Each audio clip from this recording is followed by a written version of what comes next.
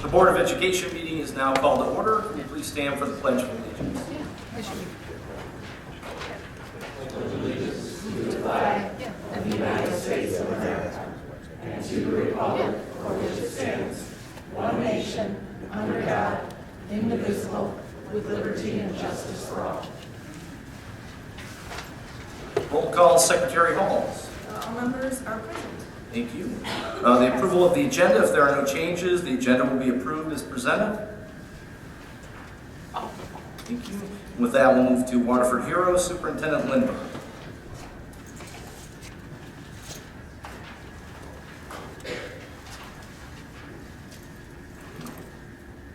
Good evening, everyone. We're very happy to recognize one of our own this evening. So Devion, if you would come on up, have a couple of comments. So as we've been doing the last couple of months, we have a Waterford hero. Devion is one of our high school students, our Mott High School student, and we want to recognize him as a hero this evening. Devion is a truly remarkable young man. Not only is he a 3-sport athlete, he is involved in 6 school groups, all in which he holds a leadership position.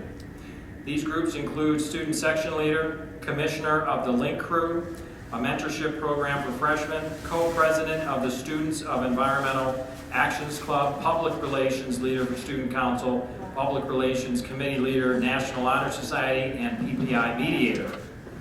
He is a PR liaison for the school community and earned a youth assistance recently, a youth assistance scholarship for his focus on volunteerism in the community. Devion extends his passion for leading outside the school as well. He has volunteered with youth athletics at a local business and in a local youth group. Devion does all of this with a smile and maintains a 3.6 weighted GPA. On the court, or the course, or the track, Devion is the largest supporter for his team. His positive energy and sportsmanship infiltrates his teammates and even opponents. He is the first to congratulate whomever is deserving and the first to come to someone's aid. His work ethic alone makes him a true, respected captain on his teams. Every athletic program needs a student athlete with Devion's personality, passion, poise, character, work ethic, and kindness. He is simply extraordinary. Congratulations, Devion, and thank you for being a Waterford hero.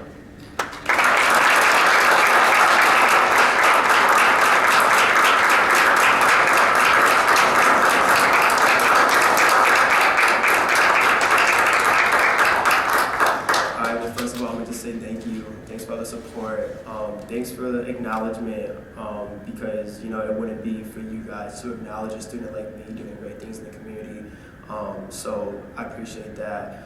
Everything I do is for my community. Everything I do is for myself to make sure that my community has someone like myself to do something great and to provide great leadership and role model and to set precedents for people that may not have the right leadership or that are just confused on what they're doing.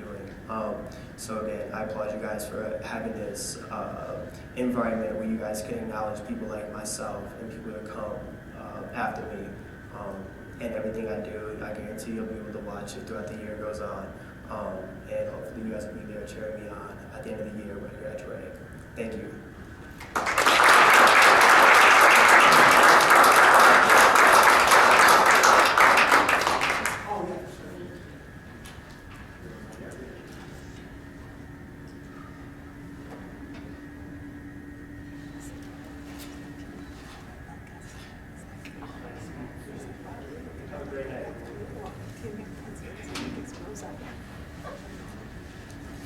And with that, we will move to celebration of learning. Mrs. McPhee.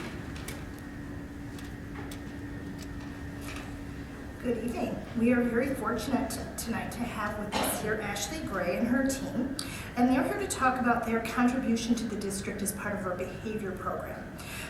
You may recall a few years back, we knew that we needed some assistance with behavior, and so we used 31A funds to hire a or a social worker to kind of work with the district and our neediest and most at-risk behaviorally students. And so Ashley has come in and she has her two assistants with her, Kayla and Allison, and they're here to tell us tonight not just about their contributions to our program during the school day, but about a basketball program they are running for their students that they work with after hours as well. So I'm going to turn it over to Ashley Gray, Allison, and Kayla. Thank you. Good evening. I apologize. I lost my voice, but I couldn't let my leadership down by not coming.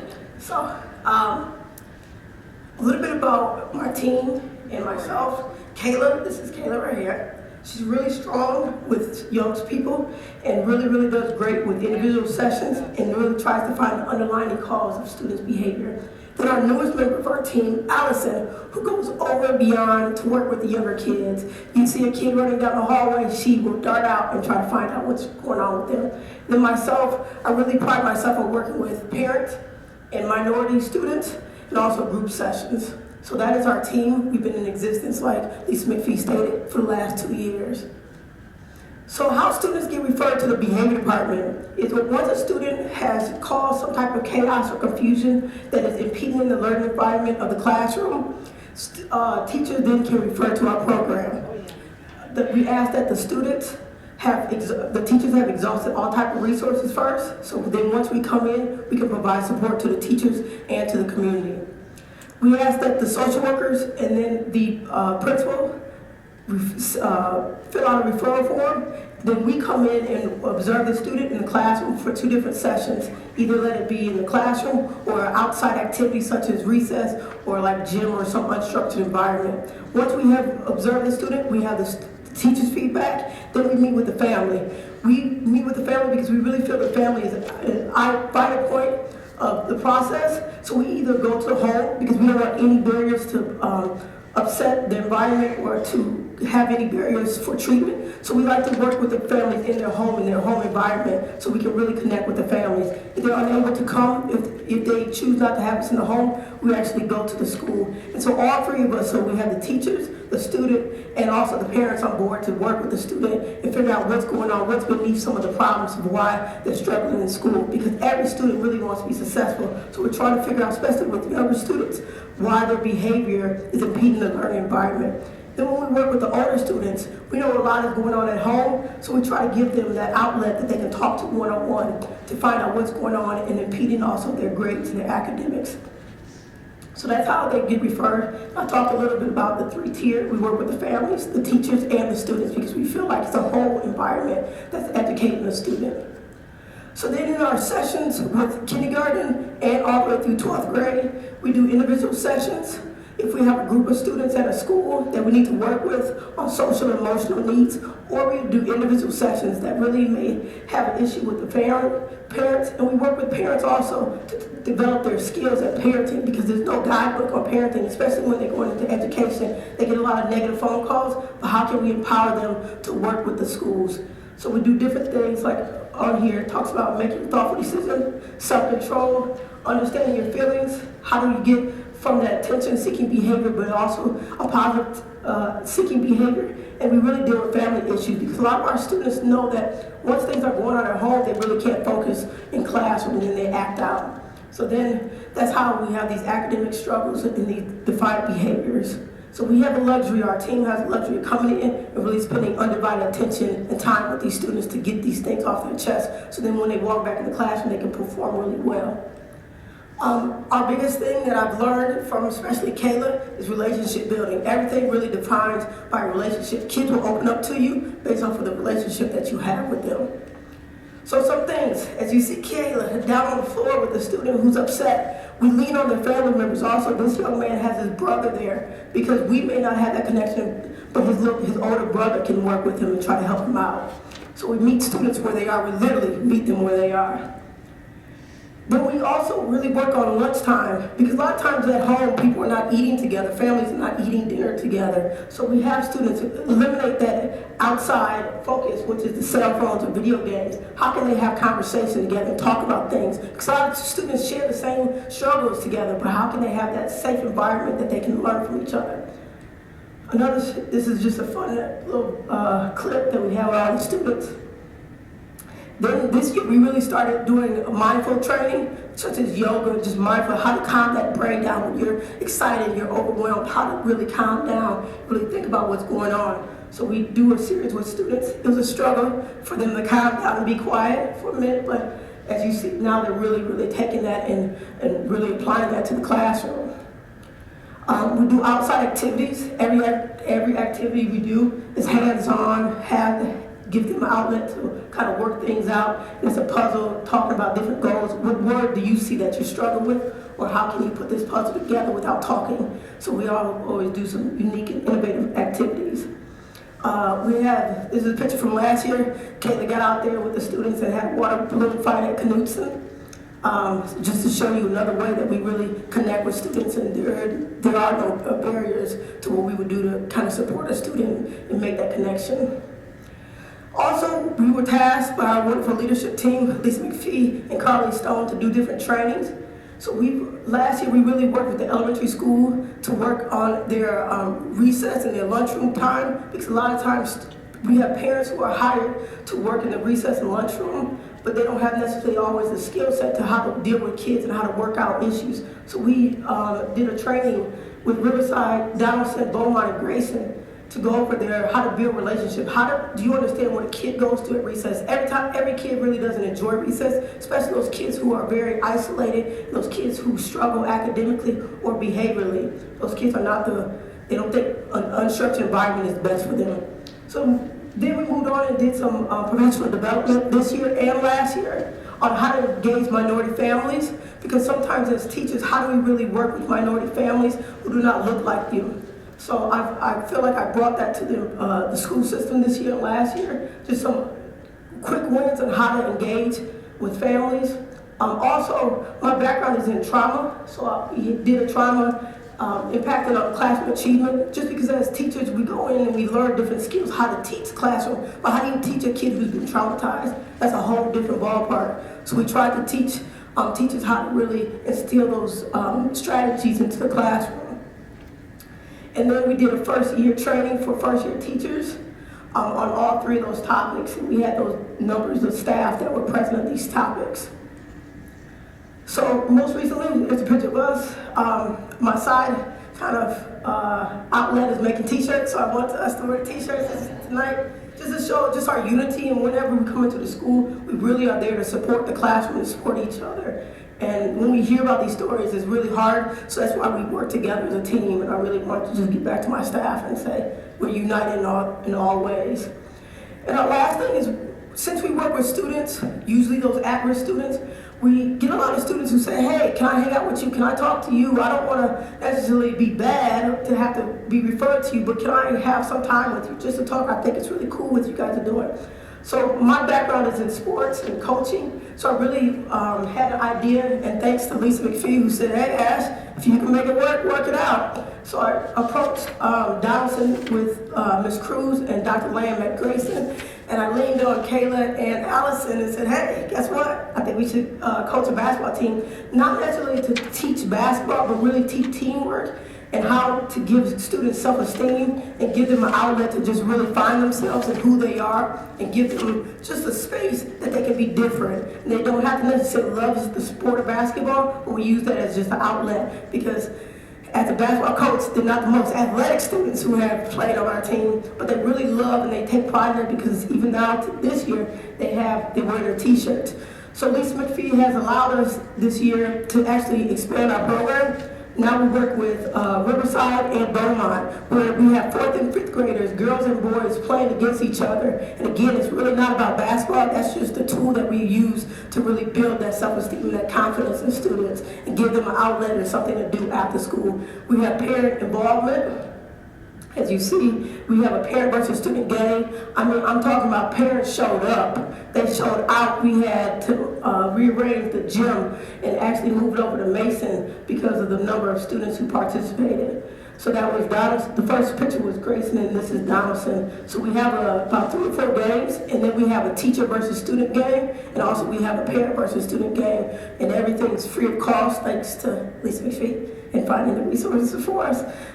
So there's no barriers for students to play.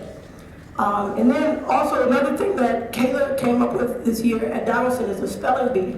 So we also provide academic support and want students to shine. So it's not those at-risk students, it's not the students who just want to play sports. It's also how do we support academics in the classroom. So we did a spelling bee at Donaldson Hills. We were asked to come back again this year and do another one. So we're trying to really make our program where it's fully functional, it's fully that we support families, we support teachers, and we support the home gamut of education.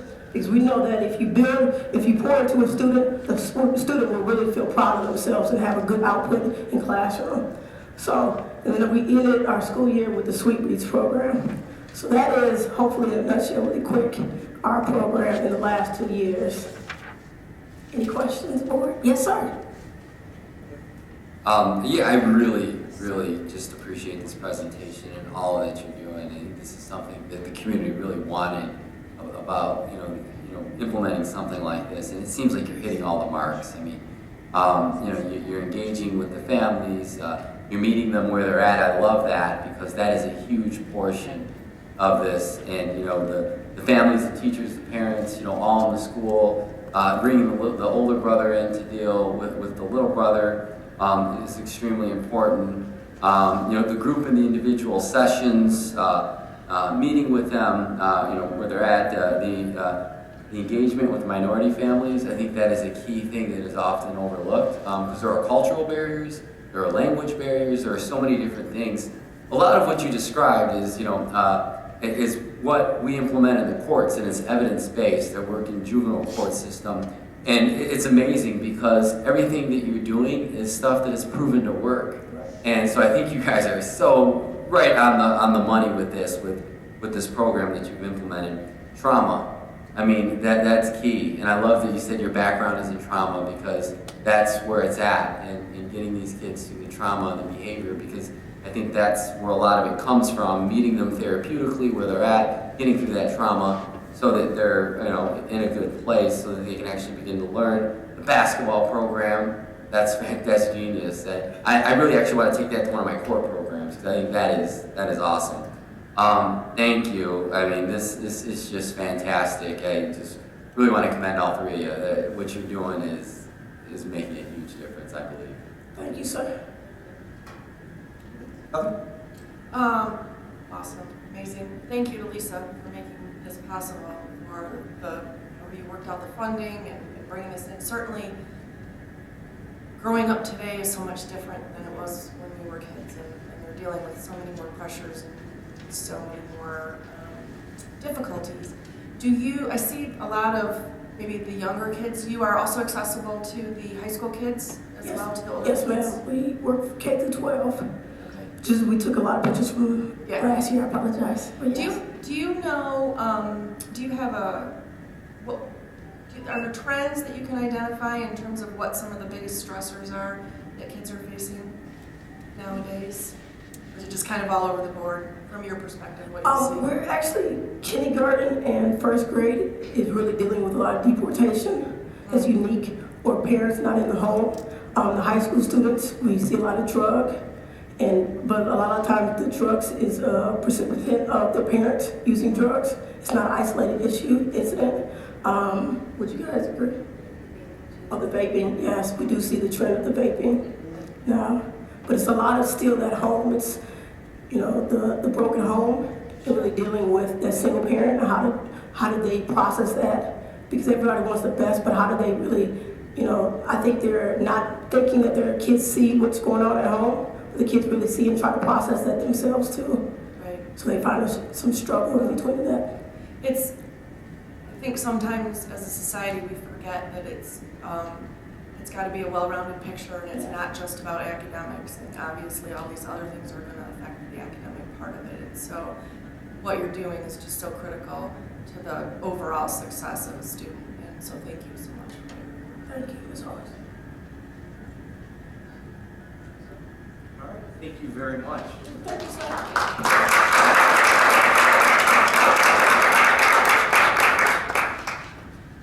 And with that, next we will go to an information item, strategic planning, Superintendent Lindberg. Thank you, President Pickett. I would like to welcome Debbie Stair from MASB, Michigan Association of School Boards, to the podium. She's going to talk to us and the community about a strategic plan process that I'd like to embark on, and she'll give the details now. And I know Debbie way back when, and back in a previous district, and so I know the work is important to you. It's important to me, and to bring this community together for moving our district upward and onward. So Debbie? Okay, well, thank you, Scott. Indeed, some of you may recognize me not from my MASB role. I might look familiar, although I have a new last name. I was on the Board of Education in Huron Valley Schools until 2010, and also Oakland ISD. So I even represented your interests at the ISD level. In 2010, I moved to Lansing and gave up board service, and lucky for me, in 2013, a position became available at MASB, and so I went to work in the Leadership Development Department. Interestingly enough, I never thought I would be leading strategic plans for others. I helped bring it to my own district. I learned about it at an MASB function and waited for the right time, and we hired a superintendent who believed in it, and I was so grateful that it made such a big difference in our district.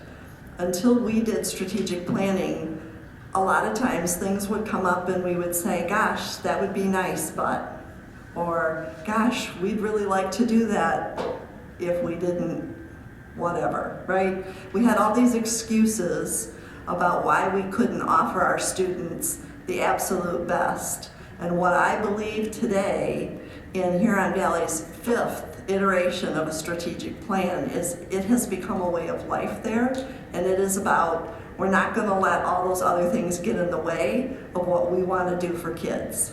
And so I feel so lucky that I was a part of the process of bringing it there, and now I feel really lucky in sharing that process with other districts and leading the plans for them.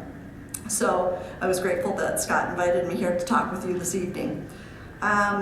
You have a packet in front of you, and on the left-hand side of that packet, the first 2 documents I believe you've already seen. There's a cover letter to the board, and there is the proposal that you have had an opportunity to review. The third piece on that side, on the left side, is just a list of the districts we've worked with in the last few years.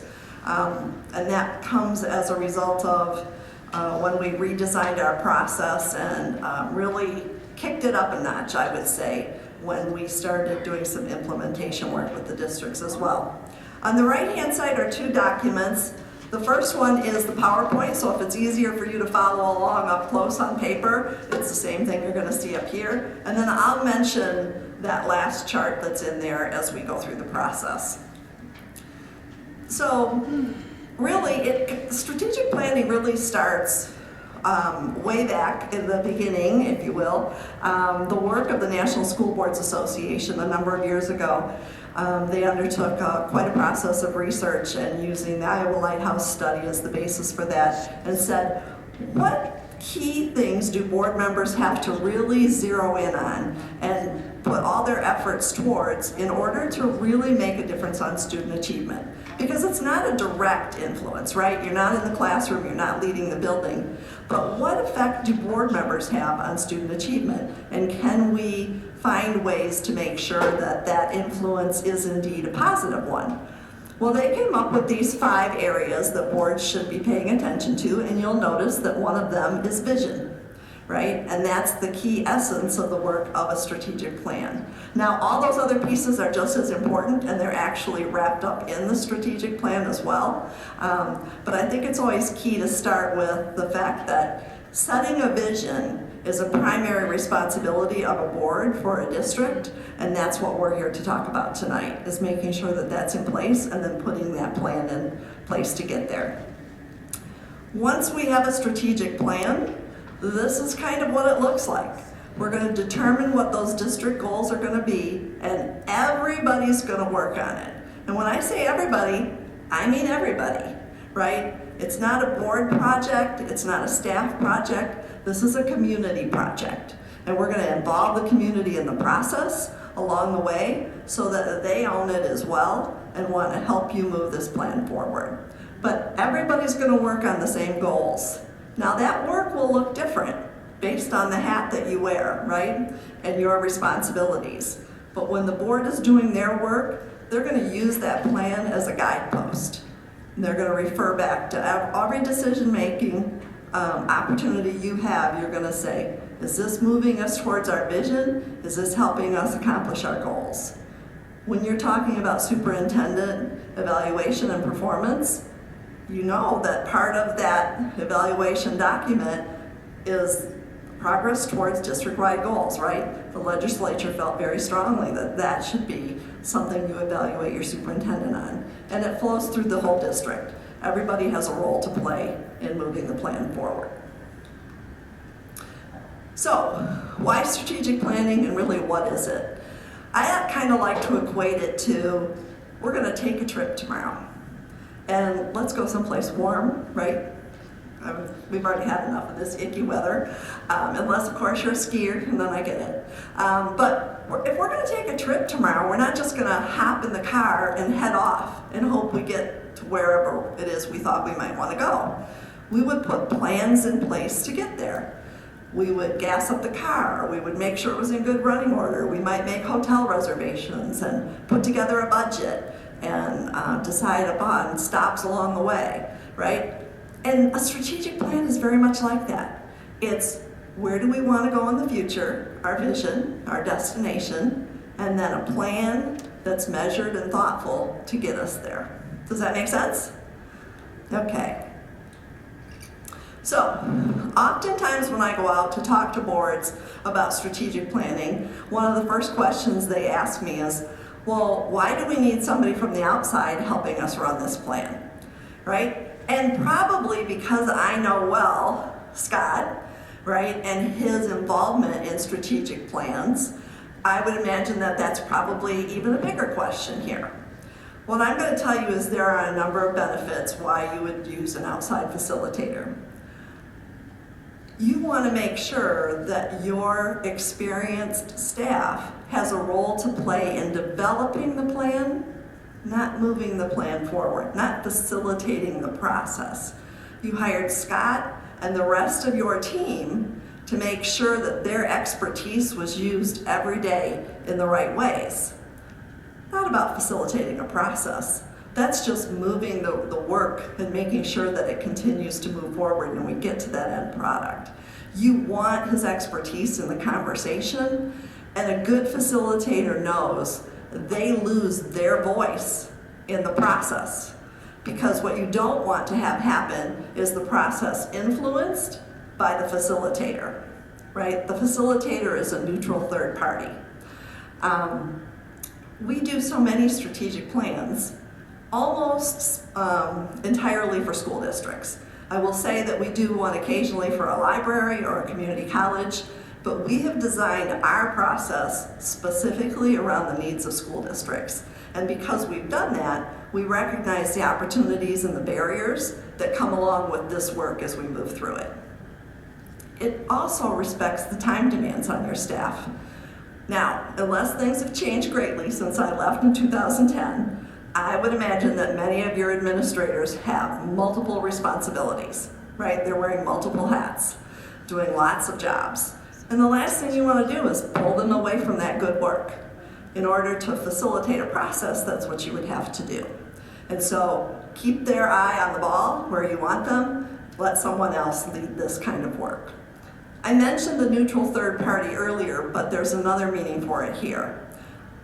One of the other reasons that you like an outside facilitator to do your process is that we are a neutral third party in working with your community, both internal and external, right? And so when we hold focus groups and when we ask for feedback, that we control the survey or those focus groups, they're going to talk to us honestly because they know it's not going to get back to any one of you what an individual said. And that's important because we want your plan to be built on a steady, solid base. if we get false information or folks who are afraid to talk about what their real feelings are about the district, well, then we're going to build that plan on a faulty base, and it's not going to serve you well.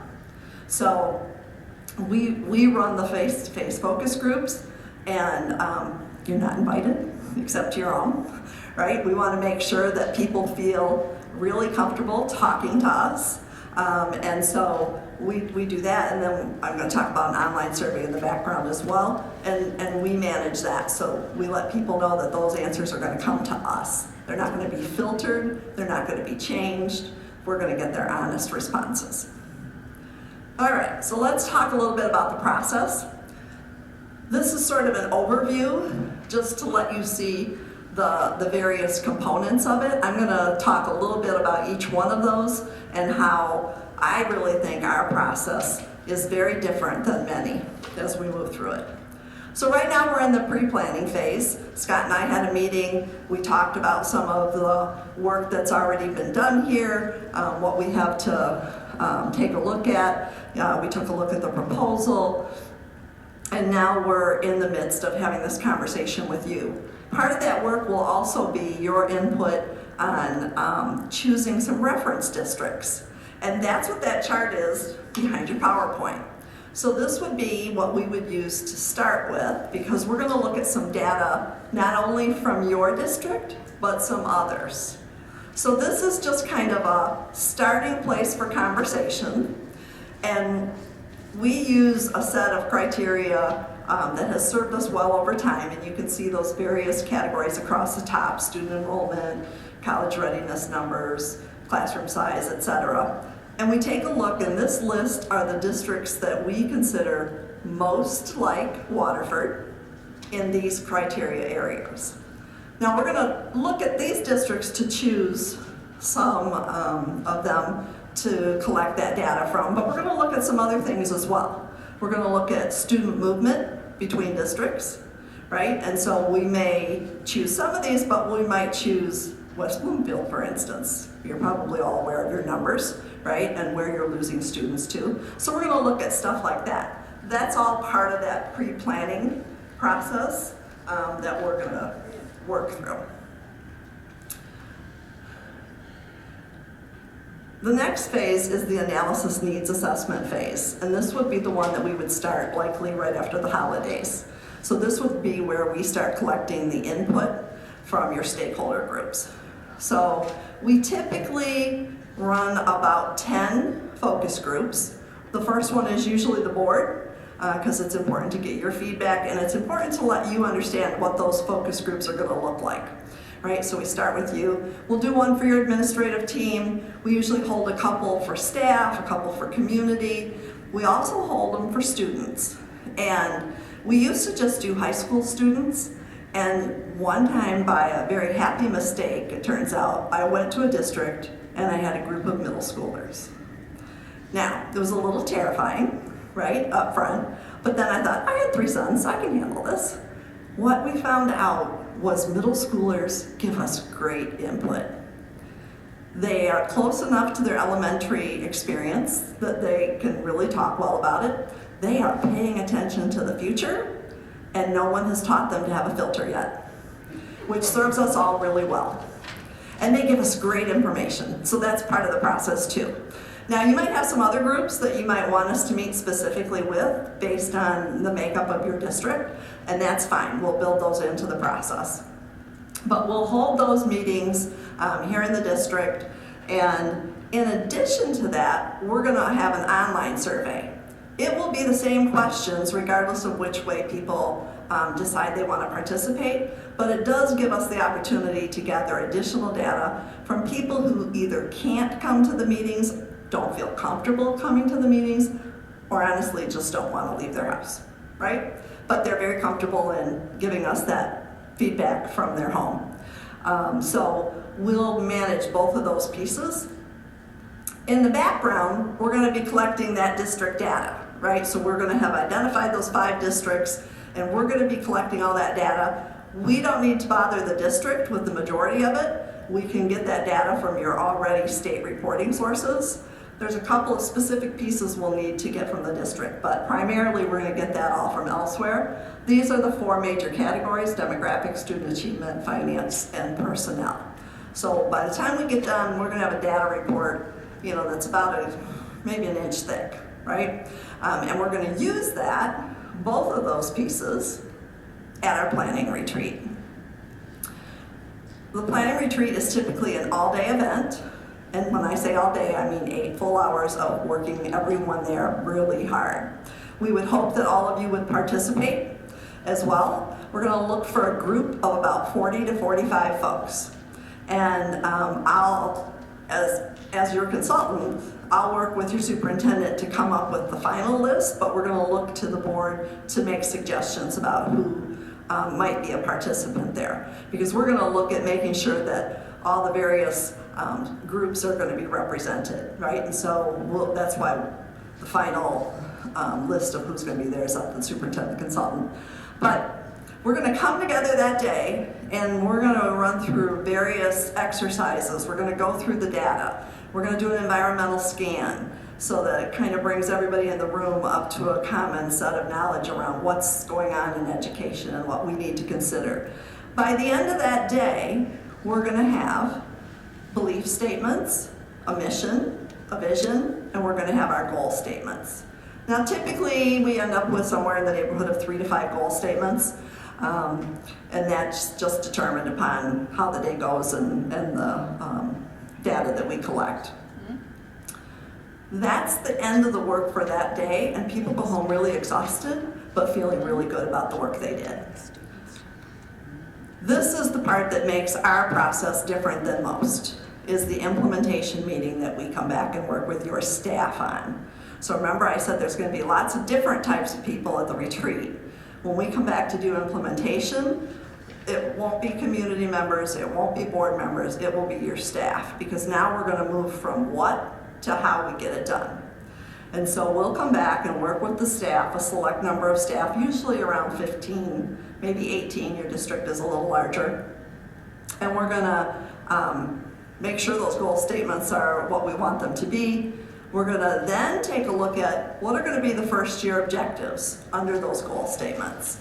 And then we're gonna really start digging down deeper. We're gonna calendar them out. We're gonna break them down by quarter. We're gonna teach folks how to do action plans.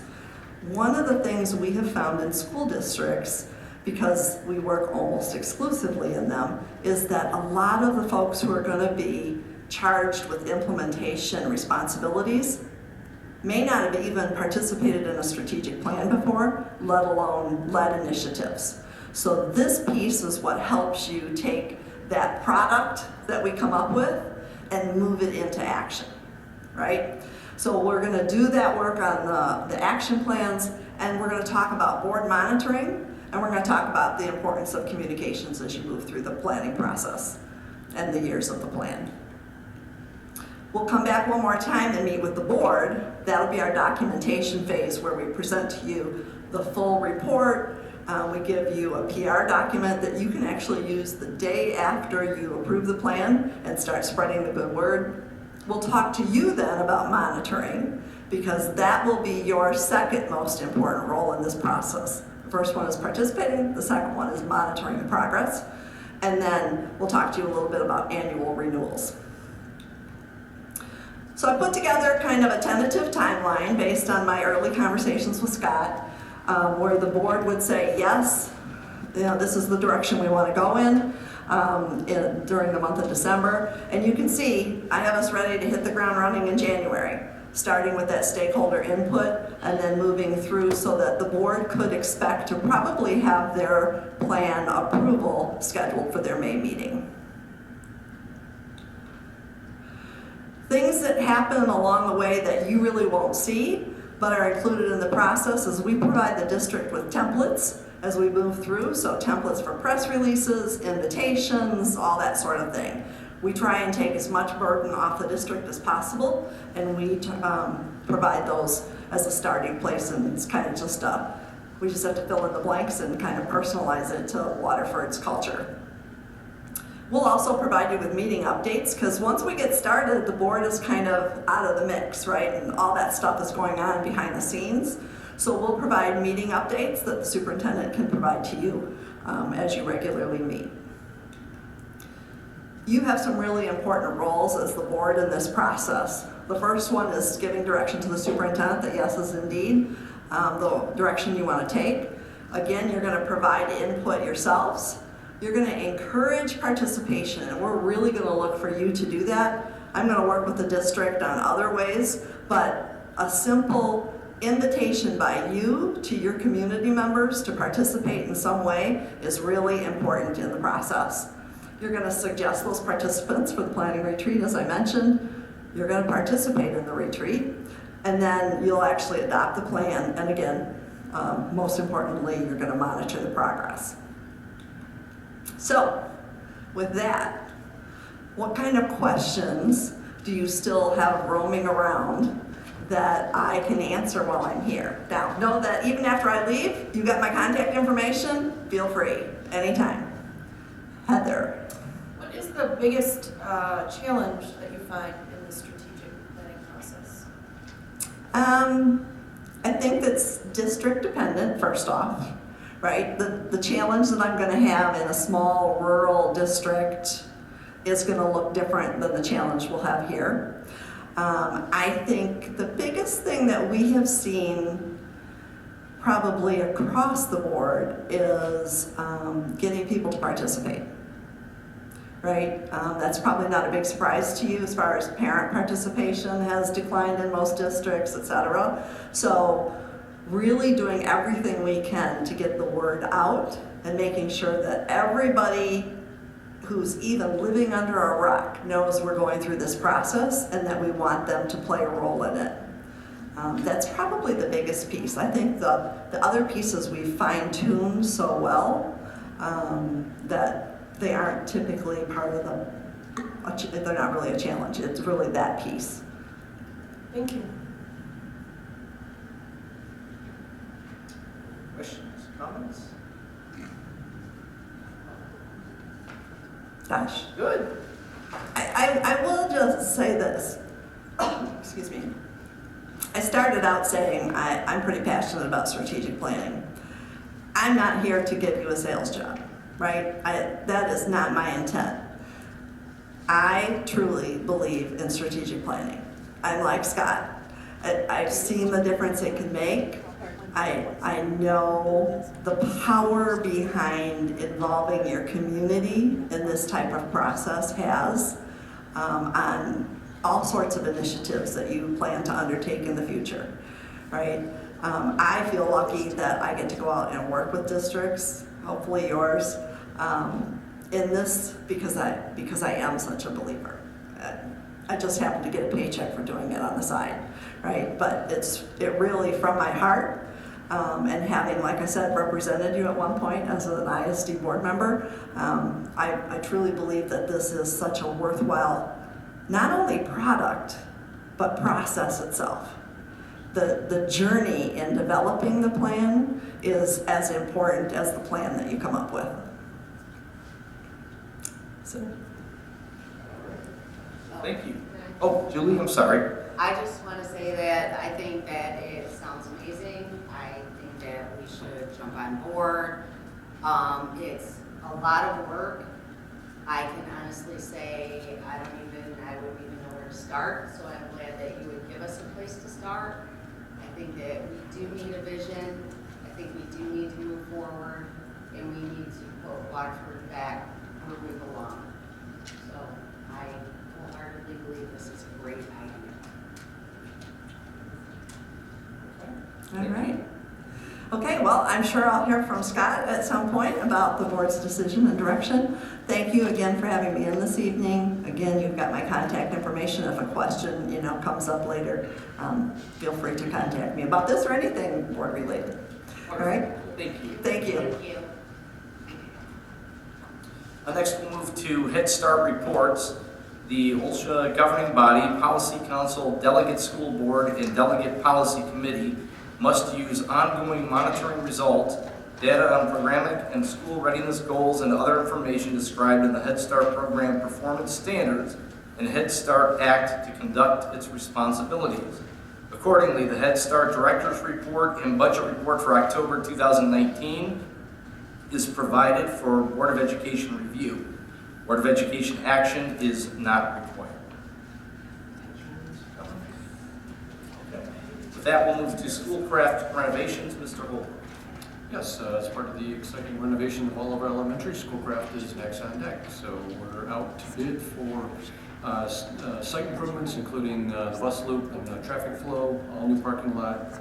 We'll be moving the playground. I don't know if you guys realize that there's a lot of water in the playground area, different parts of the land at Schoolcraft.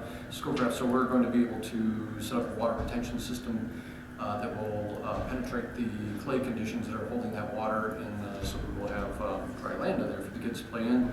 This also includes the gym addition, as you see all the other elementaries getting that. So we are out to bid for that, and I'll bring those bid results at the next board meeting. Comments or questions?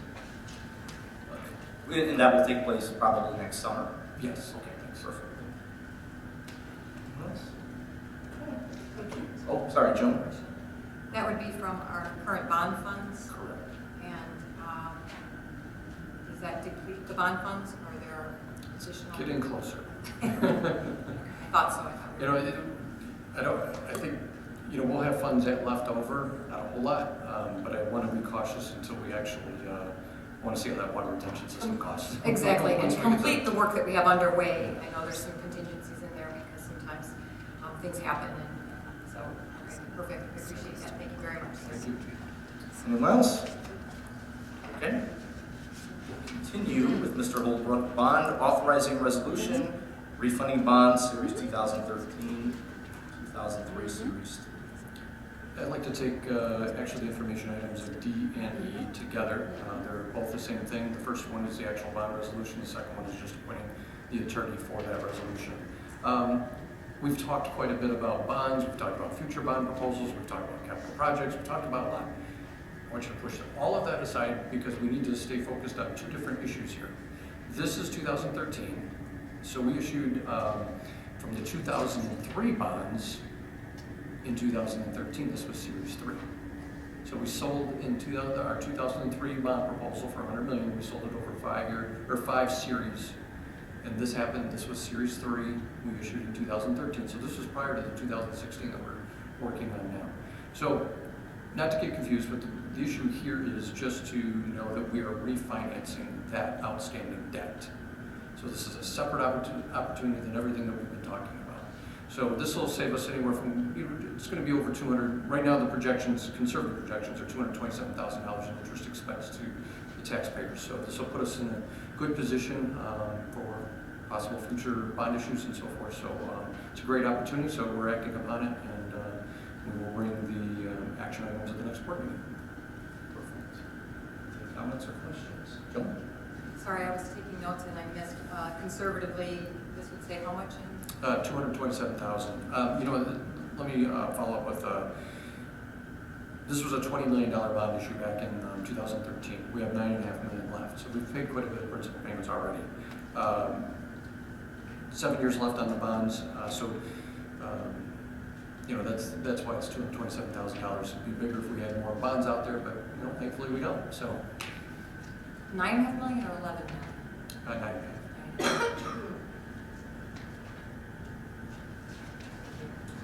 Anyone else? Okay. Next, we will move into closed session. I move that by roll call vote, the board recess to closed session to discuss the Waterford School District Emergency Management Plan and a written opinion from legal counsel. The regular meeting will convene following the closed session. Roll call, Secretary Halls. Mr. Patricia? Yes. Ms. Sutherland? Yes. Mr. Piggott? Yes. Mr. Torres? Yes. Ms. Jocelyn? Yes. I'm a yes, and Mr. Liston? Yes. Mr. President, I wonder if I could just ask a quick question, and I should have asked this before, and I do apologize. I'm wondering why we do closed session in the middle here. We don't take action until the next board meeting on this. And I'm just asking out of courtesy for those people in attendance, if there's There's a reason we do it in the middle of the meeting? I don't know. We started doing that, I guess. I remember we did it last time because we had to later subsequently take action. Mhm. I just wondered if there was, I'm just thinking out of respect for all those in attendance, can we go into private session, into executive session at the close of the meeting? The close I session? thought it was, I thought before we did it because we had the attorney, do we have the attorney present? Because I know previously we've done that before in middle because we had the attorney present. It was more of a courtesy to the attorney and cost that we were. But that's not the case in this situation. I mean, I think we certainly could move it to the end. I don't. No one has any objections. I guess I'd like to make a motion then, and I know that we've already gone through roll call, but I would like to make a motion that we've moved agenda item 8 to the 7. Agenda item 7. No, 8. Oh, I got 7 on this page. I'm sorry. That's okay. Agenda item 8, closed session, I make a motion that we move that to follow agenda item 15, or agenda item 14 to be between current agenda items 14 and 15 prior to adjournment. I'll support that. It's been moved and supported. Are there any comments or questions? Now, the only one I have, and again, I don't know enough about it, the fact that we made a motion, we've had a second, or we did a roll call and everybody approved, and we still move that to the end? So we can. It's a motion. Yeah, we weren't voting on the first one, we were just going through our motion here. We did a roll We did the call. roll call, but That's just a formality. Yeah, it was. All right. Any comments or questions on it? All in favor? Motion passes 7-0. We will move item 8 to the end. thank you, Mr. President. I appreciate that. You got it. With that, we will move on to audience comments on action items. I have a green card. I don't know, is that an action item or non-action item? Non-action. So is there anyone who wishes to address the board on an action item? Okay, with that, we'll move to approval of minutes. Secretary Hall. It is recommended that the Board of Education approve the minutes of the November 7th, 2019 regular meeting and November 21st, 2019 study session. I so move. Support. It's been moved and supported. Are there any comments or questions? All in favor? Motion passes 7-0. New business, Secretary Hall. Superintendent's recommendation 58-19-20, retirements, resignations, and leave of absence expirations. It is recommended that the Board of Education accept the resignations presented. I so move. Support. It's been moved and supported. Are there any comments or questions? All in favor? Motion passes 7-0. Superintendent's recommendation 59-19-20, teaching contract changes and appointments. It is recommended that the Board of Education approve the teaching contract changes and appointments for the 2019-2020 school year as presented. I so move. Support. It's been moved and supported. Are there any comments or questions? All in favor? Motion passes 7-0. Superintendent's recommendation 60-19-20, 2020-2021 Schools of Choice Resolution. It is recommended that the Board of Education approve the 2020-2021 Schools of Choice Resolution authorizing the participation in the Schools of Choice program for 2020-2021, accepting applications for kindergarten grade level and up to 20 students entering grades 9 through 12 and accepted into the Waterford STEM Academy through the application process based on available seats. I so move. Support. It's been moved and supported. Are there any comments or questions? All in favor? Motion passes 7-0. Superintendent's recommendation 61-19-20, Resolution International Academy Governance Structure. It is recommended that the Board of Education approve the resolution as approved by the JSC relative to a new governance structure for the International Academy. I so move. Support. It's been moved and supported. Are there any comments or questions? Is this the one that we went over at the last meeting? Yes. That, all in favor? Anyone opposed? Motion passes 6-1.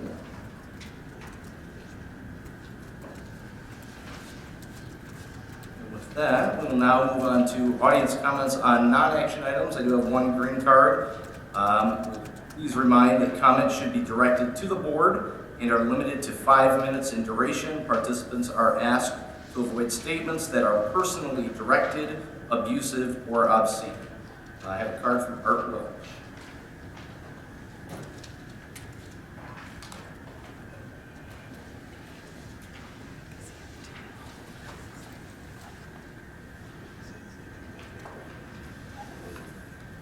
I'm looking at some of the faces and you're not happy to see me. Well, you're in good company because my wife is never happy to see me up here either.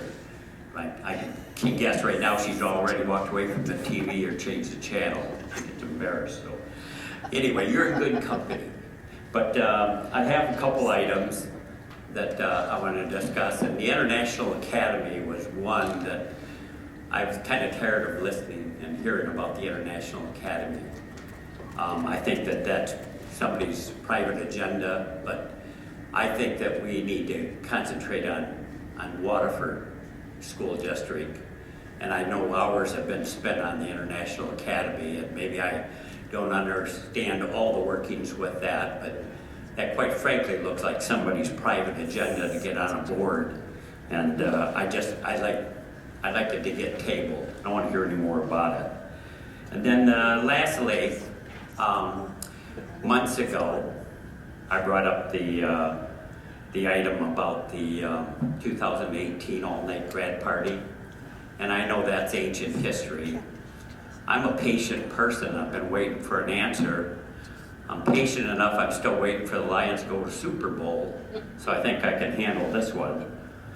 But I brought up the idea about the all-night grad party for 2018 on the finances. Originally, it was about security.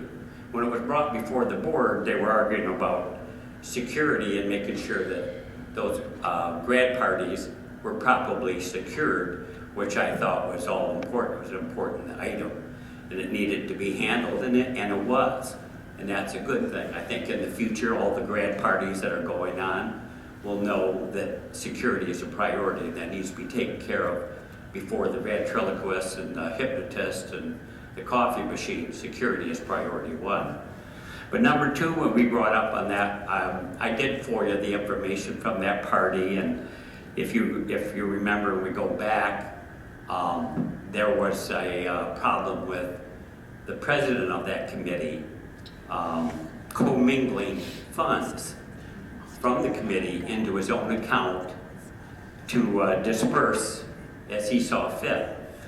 And I think we discussed at that time that was probably not a wise decision.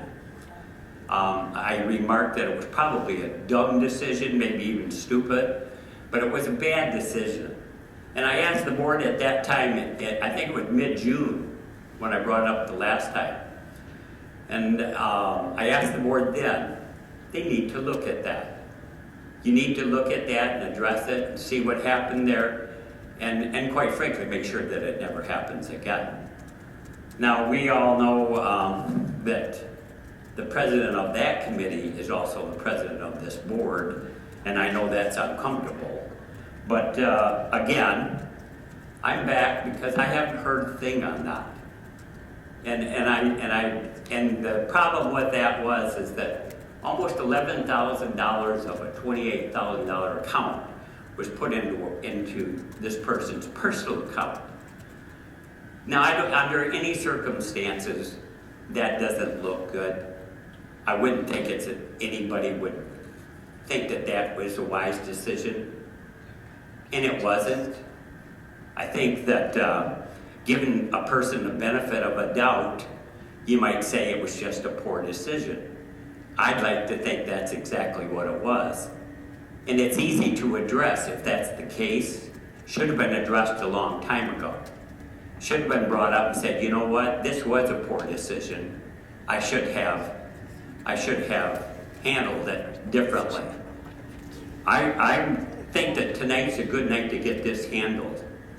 I think that you have time at the end of the meeting, when you get to, you're the final speaker, You get to address the board, you get to address this committee, you get to address the board, the administration, and tell them, you know what, this was a bad mistake. This is one that probably no committee should ever do again.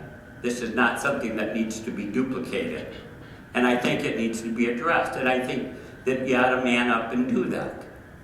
I would believe that you can do that, and I would think that if you don't, you probably have more to hide than I'm giving you credit for. I'd like to see you address it. I think you can.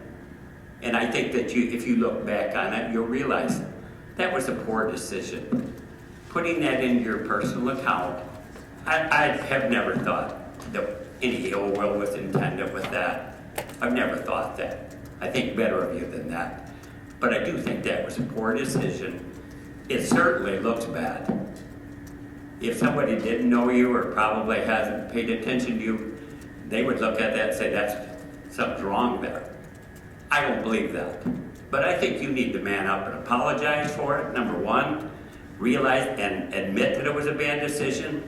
Get it handled. And tonight, you've got plenty of time to do that.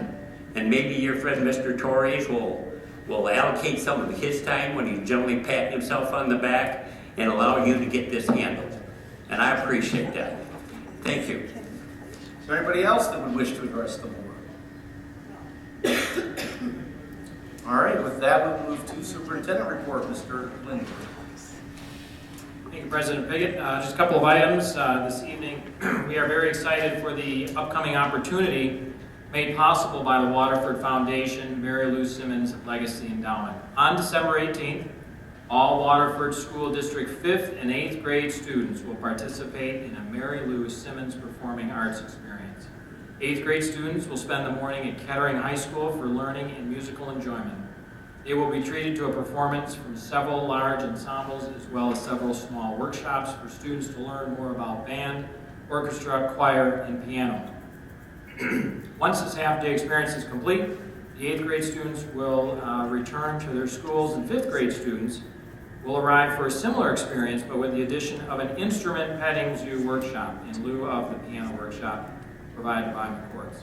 Elementary students will also enjoy lunch with the high school performing arts students who attended their elementary school to spark a connection. This is an incredible opportunity for our students as it not only exposes our students to the amazing performance art experiences available to our students, but also provides a rich learning experience at the same time through the various workshops. So we're so pleased to offer that to our kids on December 18th. Finally, I would also like to remind the community about the Waterford Kettering High School annual holiday collage featuring the bands, choirs, and orchestras of Waterford Kettering High School. The festive concert started tonight with additional performances tomorrow and Saturday at 7 p.m. Also over at Mott High School, bands, choirs, and orchestras will perform seasonal favorites and holiday classics, all culminating in a rock and roll finale. That Mott High School showcase concert will be held in 2 weeks, December 18th and the 19th at 7 p.m. Tickets for both events are available at thewaterfordpack.com. Thank you. Discussion of those items. The next meeting will be December 19th, and we will enjoy a student holiday performance. We will also receive information on the 2020-21 regular board meeting schedule and take action on the board resolutions and emergency management plan presented this evening. Are there any other Board of Education reports? Ms. Stahl. Just to piggyback on the superintendent's report, in addition to the amazing, fabulous concerts that are going on at our high schools that he indicated, we also have our 2 middle schools. Just wanted to make sure to give a shout out to Pierce and Mason. They are both on December 9th. Pierce's is at Kettering, Mason's is at Mott on the same night, and those are at 7 p.m. And I know that our elementary schools all have things going on as well. It is a wonderful time and a wonderful place to get the holiday spirit in our schools. I assure you there is nothing quite like watching these amazing students, whatever grade they might be in, singing from their hearts, playing from their hearts, performing from their hearts. It will be really good for your hearts. So it's amazing. And you can check out our calendar to see if there are other dates or activities that you might like to participate in. I wanted to thank Julie and Heather. We attended the Oakland County School Board Association meeting, and in that meeting there was an overview of opioids in our state, in our nation, in our state, and specifically in our county, as well as an overview on vaping. We have attended several different forums and courses on that. This was another exceptional opportunity as it impacts our students and in our schools. So I wanted to thank Oakland Schools for putting that on, the Oakland School Board Association, and appreciate the opportunity to do those continued learnings that helps us here in our roles to ensure that we have policy that protects and supports our kids. Also want to give a shout out to Waterford Kettering, Lori Groff and Frank Putty, and the amazing National Art Honor Society and all of the students and their families and our community who collectively put on the Empty Bowls tonight. It was extraordinary. Mr. Lindbergh and I had an opportunity to go over there prior to the meeting tonight and get a chance to see these kids in action, the generosity of our community. So many restaurants donated soup and rolls and salad, cookies. The kids did all the coordinating, and then they all made bowls, and the donation goes for charitable causes right here in our own community. I told them it is so heartwarming to see how much the kids do and care about their schools and about the community that they live in. And I'm grateful for the leadership that we have that gives them those opportunities and for the work that they've done. And just want to give also, we have the Waterford Shop with the Hero next weekend, not this coming weekend, but the following weekend. Wanted to thank the Waterford Coalition for Youth, the Waterford Police Department, and Fire Department for the collaborative effort that does so much for so many, and also creates role models for some of our students that I think really can build on. So I just think that's a great thing that they do, and wanted to thank them for that as well. And lastly, wanted to thank the Waterford Foundation for Public Education, yet again with this Mary Lou Simmons opportunity that Superintendent was mentioning, comes through and just does extraordinary things for the students in our district. So many of our teachers and staff members contribute to the Waterford Foundation for Public Education, that then in turn takes that money, and in this case it was Mary Lou Simmons, our dear Mary Lou Simmons, and provides just extraordinary opportunities for our students that they wouldn't otherwise have. So we are eternally grateful. That's all I have tonight. Thank you. And that's Mr. Torres. I just wanted to thank the staff and the teachers over at Cooley Elementary, the tremendous work that they do. I had an opportunity to participate in the Watchdogs program, and all the Watchdog dads out there. So Watchdogs is the Dads of Great Students program. And what they do is they get dads to volunteer who have kids in the school, and we spend the whole entire day, it's no joke, back to back, going into a classroom for about a half hour, from kindergarten all the way up to, well, primarily kindergarten, first and second grade, and working with the kids, doing some of the work that the teachers may need. They have students that may need a little extra help. We're doing sight words. They had us making turkey hats. They had us over there working on math problems, addition, subtraction, division. And a truly fantastic program, and I just want to thank this school district for adopting that model and implementing it in many of our elementary schools here, because I went into it thinking like, okay, I'm going to be the dad, I'm going to walk around and kind of monitor the kids during recess and lunch. No, they had us. It was me and another father that day, and every couple days there was one or two dads in there, and they have us truly working with these kids. It's exhausting. I walked out of there having even more respect for teachers than I had ever had, because I got it easy, man. I was exhausted when I walked out of there, but I felt, a great sense of accomplishment, like I actually had an opportunity to do something. So I think what they're doing over at Cooley and some of the other elementary schools where this has been implemented is just fantastic. And all the watchdogs out there, really the hard work they're putting in. The Christmas tree lighting, I want to thank the township government for that. That was just this past Tuesday night. The beautiful Christmas tree we can actually see from right here, from where I'm standing. They do the lighting every year, Christmas carols out there. They had a real live reindeer out here for the kids. They were giving away reindeer food, the community partnerships, youth assistance out here with activities, crafts for the kids. It's just a great family event for the little ones. And then it all ended with Santa being here, and the kids all get to line up and see Santa. So the township government really goes above and beyond with this every year. I've attended this many years in the past, and just really want to thank them because they're doing this, and our kids here in the schools, really get to benefit from it because they're the little ones that are going to this with their families. So I just want to thank them for that. Thank you. I had the opportunity to see the Newsies play over at Kettering. It was so good.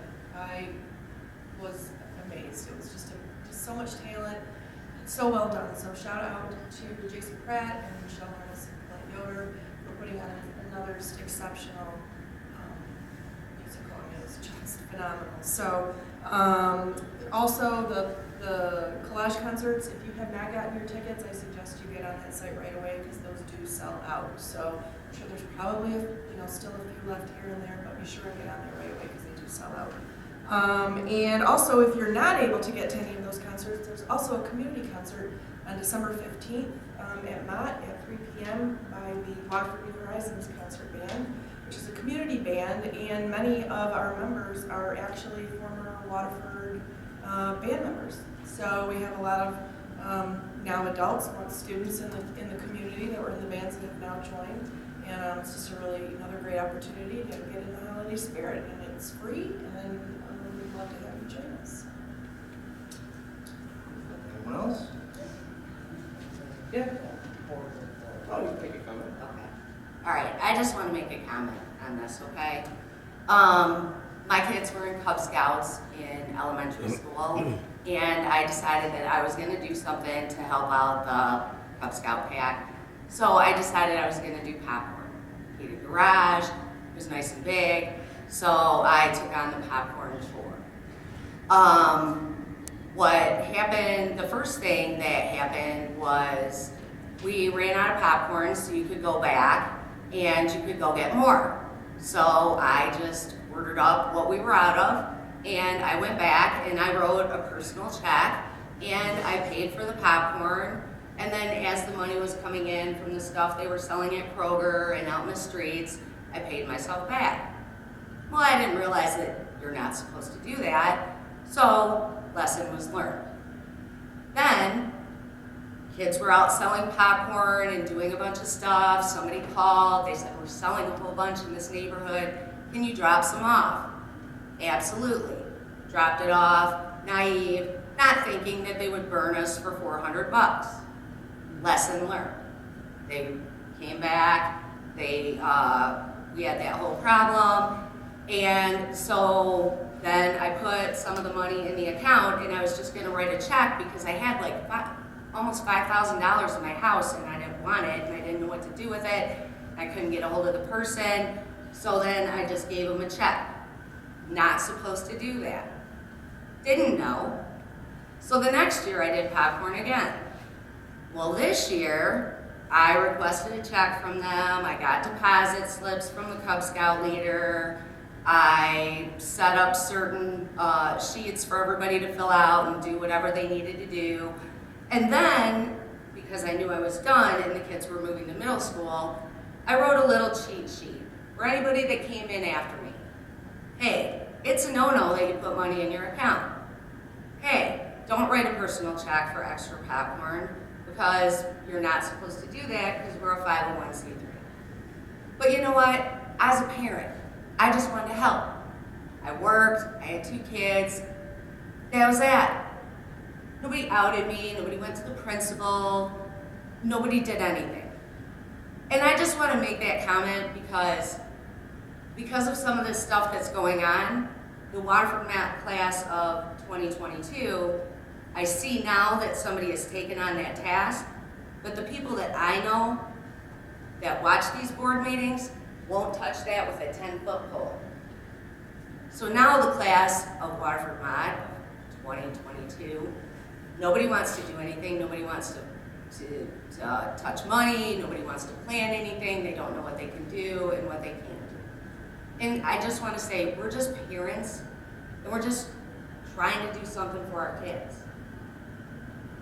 Once I did popcorn once and did it the second time, the third time I probably would have been the best popcorn mom in this entire state has ever seen.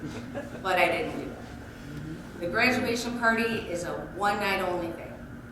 People make mistakes in fundraising. I've seen it since the class of 2018. I saw it before the class of 2018. So, that's all I wanted to say. Normally when we have somebody from the community address, we usually say we'll have somebody from administration speak to them afterwards. We didn't do that in this case. The gentleman continually has come up, I think, 3 times now and basically talked negatively toward me. I've also had one of the board members up here continually ask for information. So I've talked to Scott many times about it. I've met with Bill about it, but we are going to talk about it tonight. Because I'm tired of getting my name slandered. I'm tired of it. Okay? It made my daughter cry, it made my wife cry. I'm tired of it. So we're going to lay it out and put exactly what happened so everybody knows. And we'll see if, as the gentleman said, what I did was stupid and dumb and put money in my own account to disperse it as I saw fit, if that's truly what happened. So we'll start off with a little history of the all-night party. Myself and 9, 10, 11 people started on this committee when our kids were sophomores in high school.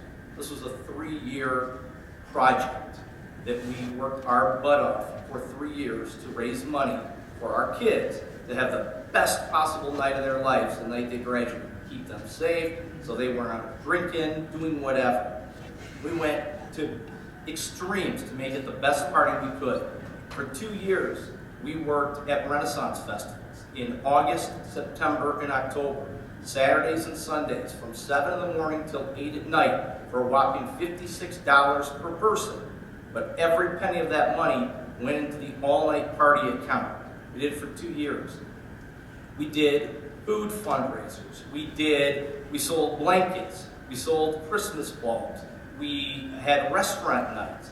We did everything we possibly could. We went weekend after weekend after weekend up and down M59, Dixie Highway, into Commerce, Highland, White Lake, Pontiac, Clarkston, getting donations so our kids could have the best party, the best night of their life. I want to start off by saying every single penny, every single dollar went into the Kettering internal account. Not one penny, $1 went into any personal account until a request was made to Kettering to get some money, in which the bookkeeper then took it to Kettering administration to have it approved, and then the checks were dispersed. Now I've gone back and I've looked at multiple all-night party financial committees. In every single all-night party committee, multiple checks were written to people, individuals, to put in their personal account. Sometimes it was to where they had bought the stuff ahead of time and were getting reimbursed. Other times it was to get the check up front, so they had money to go buy stuff. So it's been done. So to single me out, or the 2018 Kettering Committee is doing anything wrong, it's been done the whole time. On top of it, there's emails that were sent to the school saying, we would like to do this. Do we need to get a check after the fact and pay it out first, or can we get a check up front? Because some of us don't have $4,000 to spend. And we were told it's no problem to get the check ahead of time. You just put in a check request, we get it approved, and we'll give you the check. When it's all over, bring us the receipts. That's what we did. Not one penny, not one single cent was ever put in anyone's personal account before it went into the Kettering account and then got dispersed back with approval and check requests going through the whole process. Now, in reviewing all this, I found that the Mont all-night party also got a check ahead of time to take care of things. What's ironic is they were not asked for any receipts to provide the kids who got gifts in what they got in Cash Cube and every kid that went to Cash Cube. But I was asked for that. In 2017, multiple gifts were bought at Best Buy for kids for the all-night party. There's no evidence or any email, anything, that this district asked for any proof of gifts that were given to kids and who got an item, who got their gifts and what they got. But yet, I was asked for that. Seems odd. So, I was also asked for this 3 months, nearly 3 months after the party ended. Wasn't asked a week later, a month later, 2 months later. It was in August, so 2.5 months, I was asked to provide this stuff. I then went to the committee of 10, 11 people, said, guys, can you help me see if we can provide this stuff? They all said, kidding me? Provide every kid and every gift they got? Provide an itemized list of every kid that went in the Cash Cube and how much they got? You're asking us almost 3 months later for this? You know, this is ridiculous. Keep going. So we provided everything we had to the district. As Julie said, we were parents. We were parents who were busting our tail to make the best party we could for the kids. And it was a hell of a party. It was an incredible party. Every single kid walked out of that party with a minimum of $100 in gift cards and gifts, some as much as $700, $800. It was a wonderful, wonderful party. Many thanks afterwards by kids and parents. Had a great time. So after we sent all this stuff in August, which we were asked for, never heard anything again. Never heard a word. Assumed everything was good. Until the gentleman came up back in June and started questioning the all-night party. One of the things he mentioned was he criticized us for how much we spent on a coffee bar. Well, they did it in 17. We did it in 18. They did it in 19. So that is our choice. If we want to spend $50,000 on a coffee bar, that's money we raised, us parents. We went and worked Renaissance festivals. We went and did everything we can. We chose to pay that for a coffee bar, as did the 2 all-night parties the year before us, and onward. And I'll tell you, the coffee bar was the best part of the night. The kids absolutely loved it. The parents loved it. It was an awesome thing to have for the kids. Was it expensive? Yes, it was. But you know what? That was our choice as a committee. Not one person, not 2 or 3. A committee of 10, 11, 12. It was their choice to do that. Again, getting back to the money that got dispersed. Every single penny, and I want to keep pounding this home, that was raised went into the Kettering account. The only money that came out was when we would put in a check request, and it was approved and given to us. Now, did some of that money go into my account? Absolutely it did. If you want to look at multiple all-night parties going back to 2010, every year you will find money that went into people's personal accounts to either pay for stuff or to take care of things that were paid for. Nothing changed here. With the final check, we as a committee decided that we weren't sure how much our final bill would be at Zap Zone. A few more kids showed up, a few less kids showed up. We didn't have a card, a district credit card, to go pay it. We couldn't ask for a check because we didn't know how much it was. But we also wanted to make sure all the money we raised went to the kids.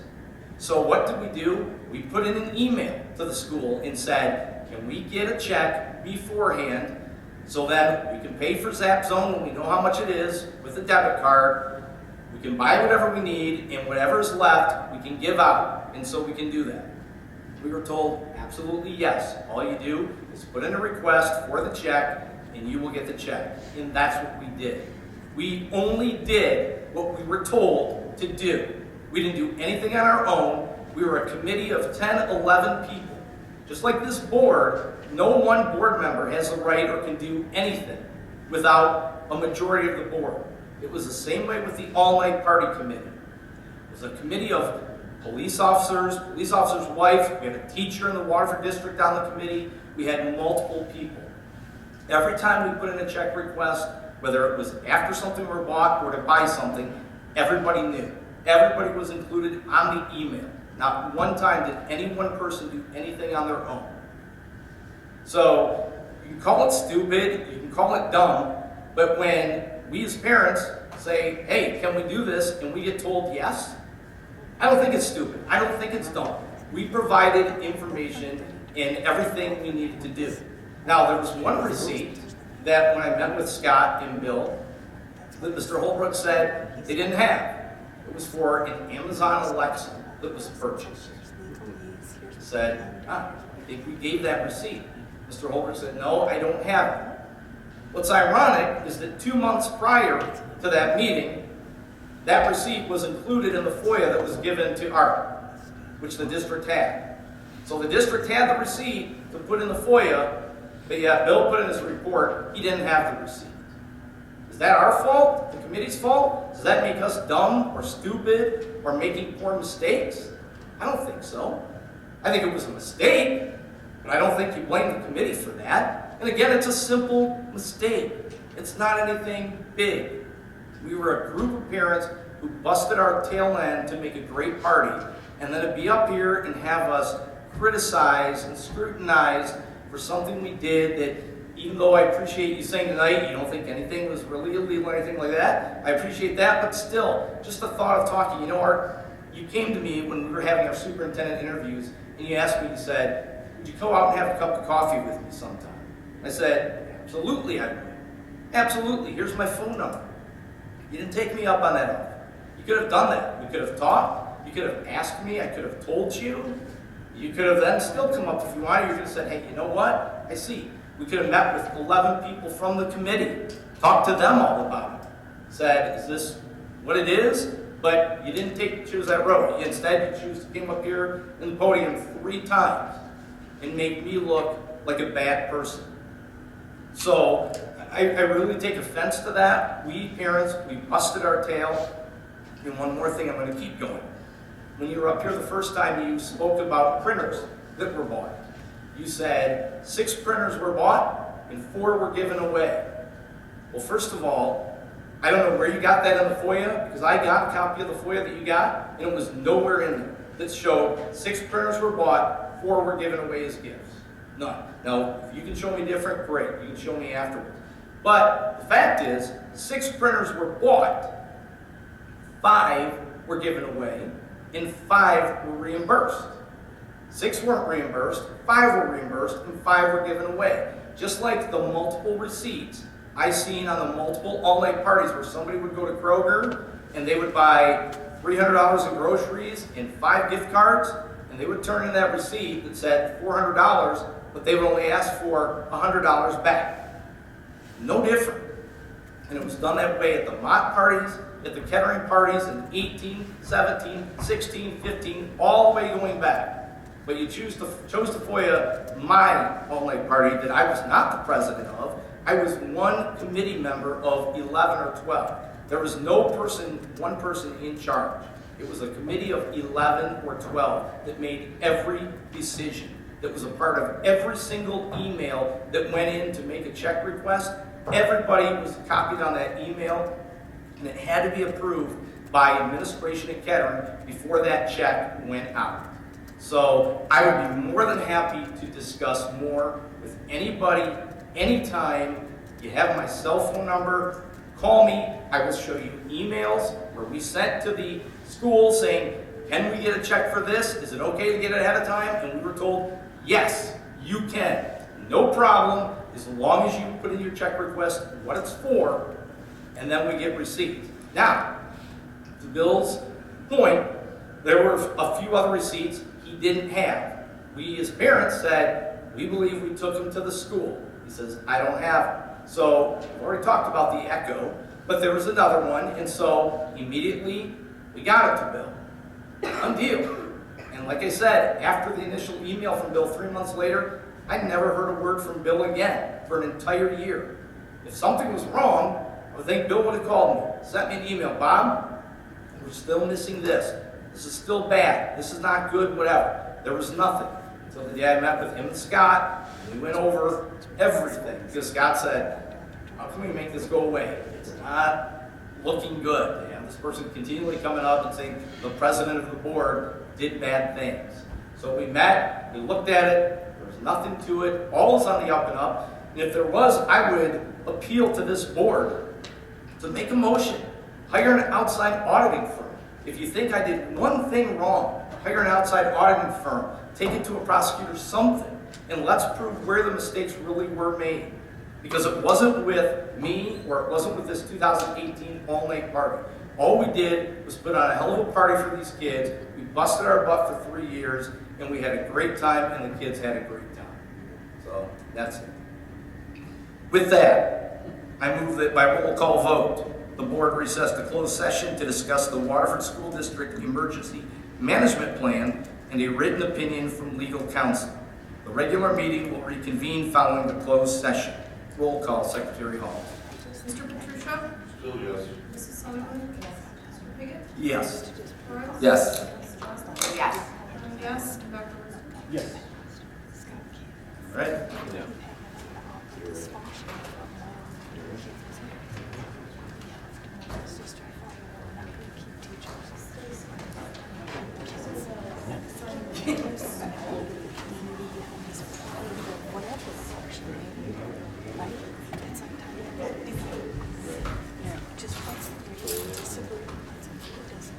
Hey, how are you? Thank you. Oh, yeah.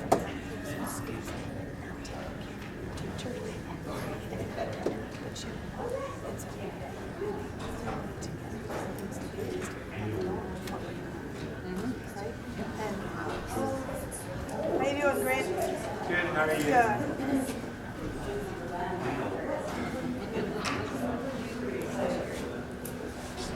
Meeting never lets me down. I love the way you just said that. I wondered what that smirk was all about. Yeah, that's what I was like, okay, there's something. I'm just waiting, Yeah. Well,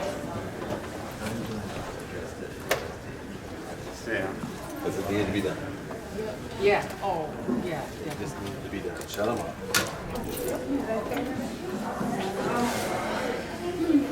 All right, y'all have a great night. I gotta go home and get some stuff. I gotta go to an early meeting, which I have to MC, which they told me yesterday at 3 o'clock. Oh, the chairman can't make it. You're vice chair. You get to run it. I'm like, great, thank you. So I'll be getting a bite to eat and then writing my script tomorrow for tomorrow. So have a good night, guys. You too. God.